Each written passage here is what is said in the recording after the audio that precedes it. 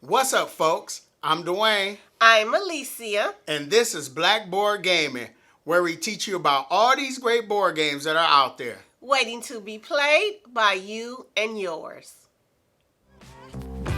I'm a simple man, don't wanna complicate ya. Complicate ya. Hey, everybody! Today, we're going to talk about a board game that I have mentioned in previous videos. Spoiler alert, I've already put it out there that I really enjoy this game. But today, I'm going to let you know why I like this game, and we're going to find out what Alicia's thoughts are. And that game is called Guild of Merchants Explorers. Guild of Merchant Explorers was designed by Matthew Dunstan and Brett J. Gilberts and published by AEG. Let's go to the table for a brief overview of how this game is played. Guild of Merchant Explorers is a network and route building game for 1 to 4 players, where the players take on the role of brave adventurers exploring the land. To set up the game, each player is going to receive a matching map and place it in front of them. Now, there are 4 maps that come in the game, and if this is your first game, the rule book recommends that the players start with the map of Avenia. They're also going to receive 36 wooden cubes and 12 wooden village tokens of their chosen color and place it in their play area. Next, we would place the exploration board in the middle of the table. And then we would take the Era 2, Era 3, and Era 1, 2, and 3 card and place it in their designated spots on the exploration board. We would take this Era 1 card and we would shuffle it with the 5 basic exploration cards, forming an exploration deck, and then we're going to place that next to the exploration board. Then we're going to take this deck of 24 investigate cards. After giving them a good shuffle, we're going to place that next to the exploration board. And then we're going to take this deck of 40 treasure cards, give them a good shuffle, and place that next to the exploration board. Next, we're going to create a supply of all the coins, the trading post tokens, the treasure tokens, and the wooden tower tokens in reach of all players. The last thing we would do is take the 6 gold cards matching the map that we're using, give them a good shuffle, and then we're going to reveal 3 golds that we're using for this game, returning the rest of these to the box, and these golds are going to be placed underneath the exploration board. Now we're ready to start the game. The object of the game is for the players to earn as many coins as they can, because at the end of the game, whoever has the most coins will be the winner. The game of Guild of Merchants Explorers will last 4 eras. In each era, players are going to reveal cards off the top of that exploration deck and then place cubes out onto their map based on that revealed terrain type. Now, there are 4 terrain types on your map. You got mountain, you got your desert, grasslands, and you got the water spaces. Now, this represents 2 of anything. Now, when placing cubes out onto your map, you can only place cubes starting from your capital city or any previously placed cube. And in later eras, you can place cubes starting out from villages that you've built up out on the map, which I'll explain how you get villages in a little bit. So we reveal the first card off the exploration deck, and you got 2 grasslands. Now remember, you have to start from the capital city. So I'm going to place a cube here on this grassland space and on this grassland space. Now, whenever you place a cube on a grassland space that has a number of coins on it, you gain that amount of coins. So I got 1 coin. Next card revealed is a mountain space. So I can place a cube here because it's connected to my capital city, but it's also connected to this previously placed cube, but I'm going to place that cube here because that gives me another coin. Reveal the next card, 3 water spaces in a straight line. So I can place cubes here if I wanted to try to get over in this area, but you know what? I'm going to place cubes here. 1, 2, 3. Okay? Now, next card drawn is 2 of anything, but they have to be next to each other. So that could be mountain, grassland, desert, or water. So I decide that I'm going to place a cube here that's connected, and that's going to get me, yep, you guessed it, 1 coin. And then I'm going to place a cube here.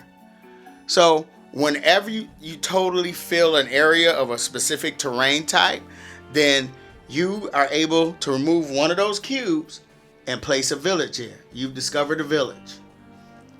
Now, you can't place villages on spaces that have coins on them. So now that I placed that village, you get coins based, depending on the era that you built the village in or discovered the village. So era 1, I'm going to get a coin. Now, if I discovered it in era 2, that's 2 coins. Era 3, 3 coins. Era 4, 4 coins. So now, I draw the next card, and it's the number 1. So whenever you draw the card with a number on it, you will take this investigate deck, and every player is going to draw 2 cards off the top of the deck in turn order. And then they're going to check them out, and they're able to keep one and discard the other. And this is going to give you a special explore action that only you will have. So this one says explore up to 4 grassland spaces, triple the value of any coins you earn from those spaces. That will not be advantageous for me. So this one, explore a continuous path of up to 5 deserts and or sea spaces. I think this is going to work better for me. So now I'm able to take that action. So 5 spaces. First, I decide to go here, and that is a ruin space. Now, whenever you place a cube on a ruin space, and you got those ruin spaces here, you got one over here, you draw the top card of the treasure deck, and you get that benefit. So this is going to get me 2 coins. Let's say now I'm going to place this water here, place a cube there, place a cube on this city, and place a cube right up here. So I filled this whole desert area. So guess what? I discovered another village. And that gets me, you guessed it, 1 coin. Now that I've done that, then I will place this up in this 1 spot. So whenever the 1 comes up in later rounds, later eras, I'm able to take that special explore action again. Now, there's city space right here. So you see there are different city spaces on the board. If ever I connect city spaces with cubes, then I've created a trade route, and I will get coins based on the trade route. So the value, this city is 2. This one will be 3. I will multiply that. And if I ever connected these 2 cities, that will get me 6 coins.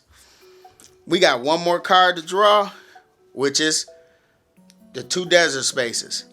So I'm going to take a cube here, place it on that city, take this cube here, place it there. But now I've connected this city with that city up there, and I formed a trade route. This city is value 3. This one's value 2. So that's going to get me 6 coins. Now I forgot that whenever you discover a ruin, after you have gained the benefit by drawing the treasure card, you take one of these treasure tokens and you're going to place it on top of there, showing that you've already visited that spot. Same thing with the cities. When you create a trade route, then you're going to choose one of those cities and you're going to place one of these trade route tokens on there so you can't score that one again. So I'm going to place this here. So now we've depleted the exploration deck, so the first era is over, and we will prepare for the second era. But before I do that, I'm going to show you there are 2 other ways to score coins, because remember, coins is how you win the game. So I showed you by placing cubes on these spots, you get coins, creating trade routes, discovering ruins. So there are two other ways. Right here, in each corner of your map, there are these towers. It's tower spaces. So whenever you place a cube there, these are wild. So if you place a cube there, you remove that cube and you place one of these towers there. And then you would get a number of coins based on the number of towers. So here, this would be my first tower. I would get 6 coins. Second tower, 8 coins. Third tower, give me 10 coins. But if I'm able to place a tower in each of those corners, that will get me 14 coins when I place that fourth tower. Now the other way to score coins is, remember, we had randomly drew 3 gold cards and placed them under the exploration board. So if you were the first one to achieve this, you would take one of your cubes, place it right there, and the first one to do it would get you 10 coins, and then everybody that does it after that will get 5 coins. And each player can only have one of their cubes on one of these cards. So this one, discover villages on 3 different lands. So we're 2/3 of the way because we discovered a village on the mountain area and the desert area. So all we need to do is do the grassland. This one, discover a village on a region of 5 spaces or larger. So that would be kind of like this one. This has 5 spaces.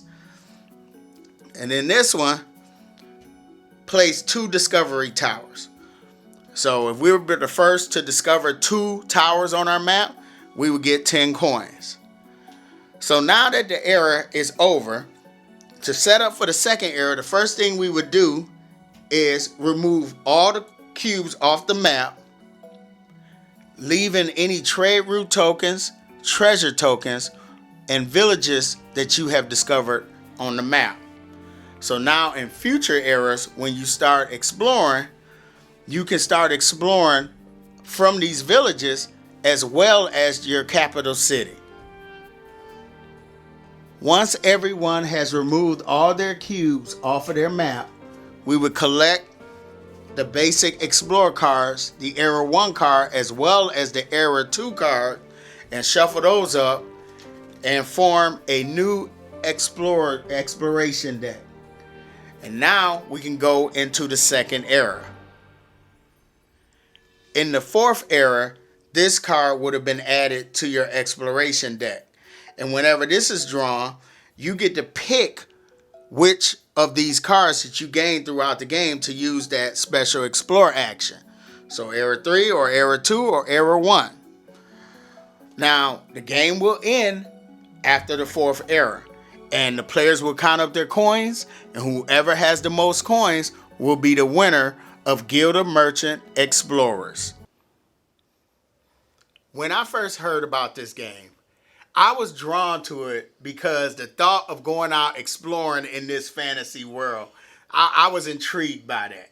And it was a map. It's not a real map. It's a map. And I was like, Alicia might like this one. So what did you think about the theme of this game? To be honest, I was neutral. Now, the theme wasn't something that really grabbed me and drew me in, but it wasn't something that did not appeal to me or was a turnoff to me. So I was neutral about the theme. Do you think this is a theme? There's a theme to this game, or more of a setting? Honestly, I think there are some thematic elements to this game. For instance, you're exploring. So when you have explored a whole landscape, like a whole terrain, all the Terrain type, you now have a village. So I think that's thematic. When you have connected 2 villages to different cities, city spots. When you have connected 2 city spots, you've created a trade route. I think that's quite thematic. Yeah. So yeah, I definitely think there are some thematic elements in this game. Yeah, I mean, I think there are 2 things that I really like that I thought that brought the theme in. Okay. It's like when you reveal a card, if you reveal a grassland, there's 2 grassland areas. Or if you reveal desert, 2 desert areas. If you reveal a mountain, there's only one mountain space on there, which shows that's gonna take a little work to get through that mountain space. I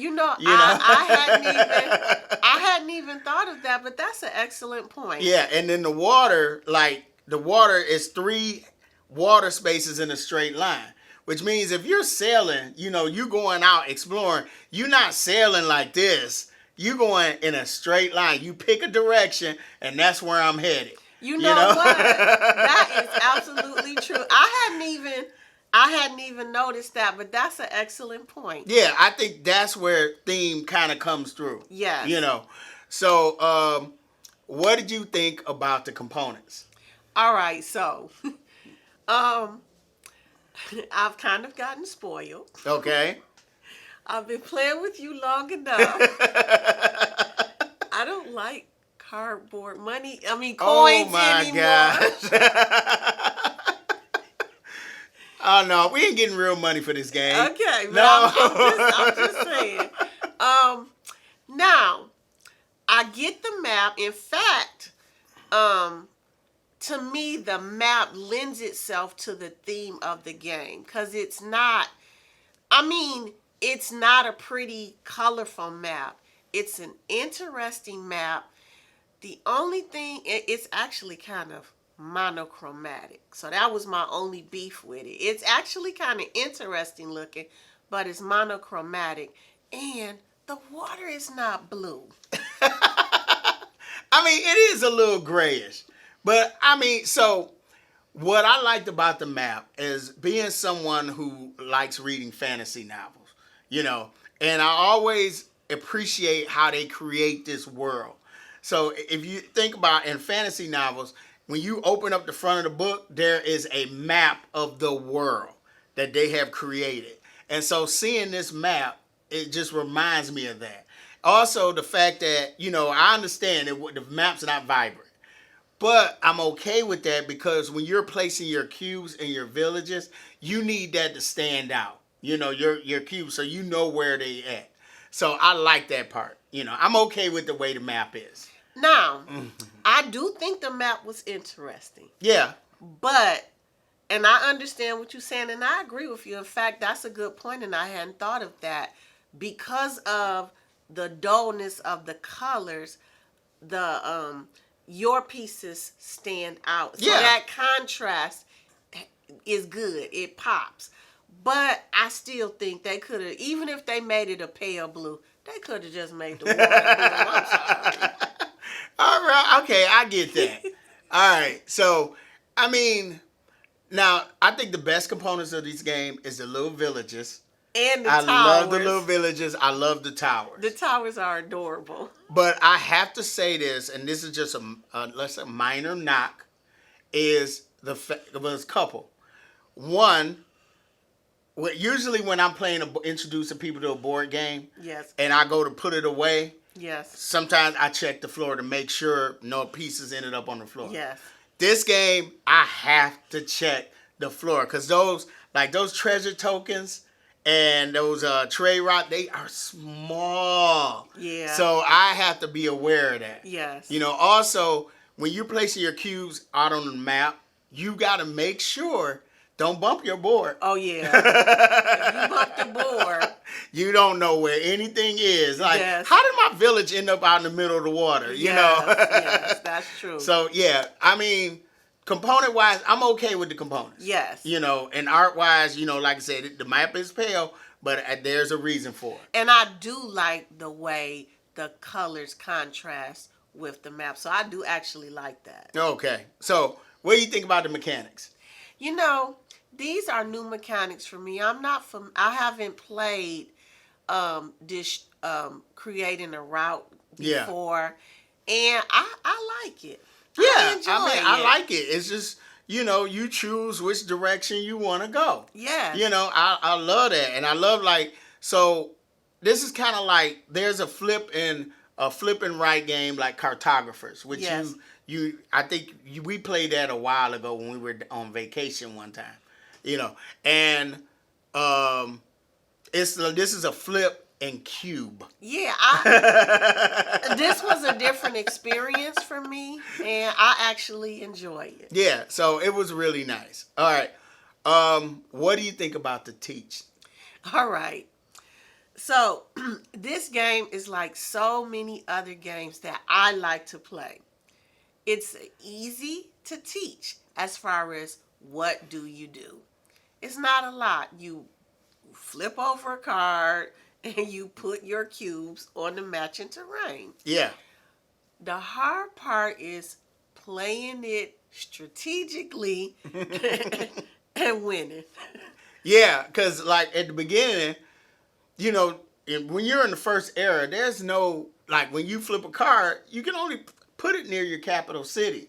But once you start getting those villages out there on the map, and now you going into the next eras and all that, so now you're wondering like, okay, do I put this next to my capital city, or do I start off from this village and start exploring from there? Or, you know, it's just some things you got to take into account, like especially if you got numerous villages. Well, actually, I like that. I like that.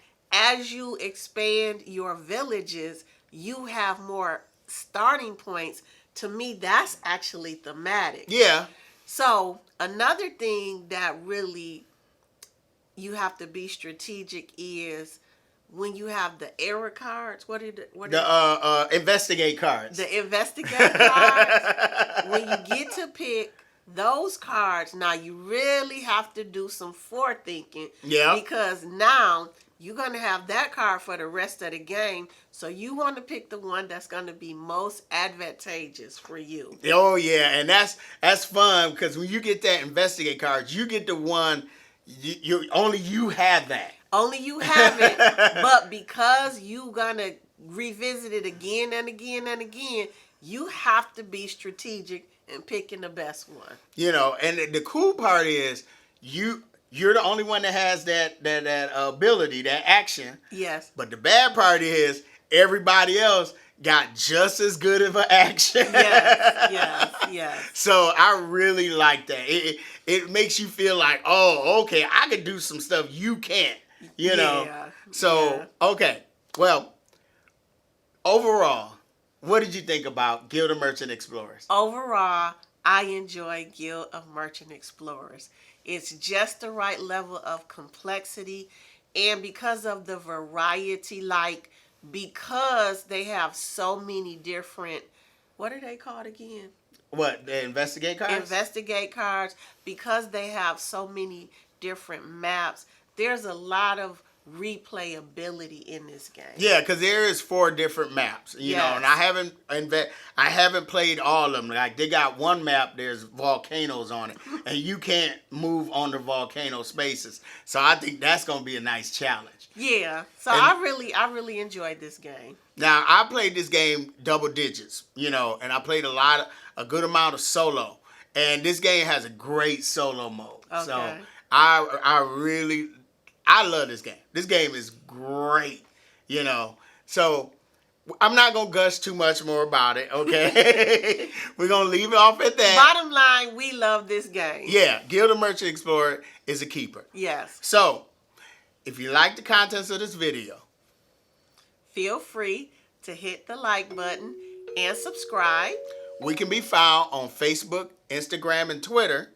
And, like I said, I'm Dwayne. I'm Alicia. This is Blackboard Gaming. We will see you next time.